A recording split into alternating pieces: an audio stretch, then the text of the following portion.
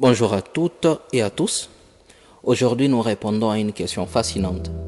Pourquoi certains chrétiens prient-ils le samedi, tandis que d'autres choisissent le dimanche? La Bible nous invite à observer le sabbat, comme le souligne Exode chapitre 20, verset 8. Ce jour, le 7e de la semaine, est donc le samedi. C'est pourquoi les Juifs et certains chrétiens, comme les adventistes du 7e jour, prient ce jour-là.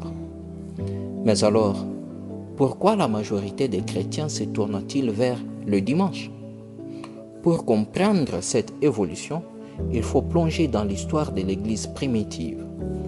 À ses débuts, tous les chrétiens prenaient part au culte le samedi.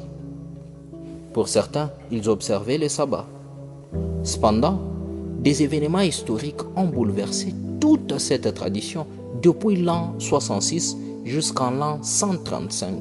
Il y eut une série de tensions entre les Juifs et les Romains, ce qui ont conduit à des révoltes majeures, notamment la grande révolte juive qui a même entraîné la destruction du temple de Jérusalem. Face à ces conflits, les chrétiens, en tant que communauté naissante, ont ressenti le besoin de se distinguer du judaïsme pour assurer leur survie. Une autre raison clé pour laquelle le dimanche est devenu le principal jour des cultes est la résurrection du Christ. Selon le Nouveau Testament, Jésus est ressuscité le premier jour de la semaine, c'est-à-dire le dimanche. Dès lors, ce jour a été consacré comme le jour du Seigneur, en mémoire de cette résurrection.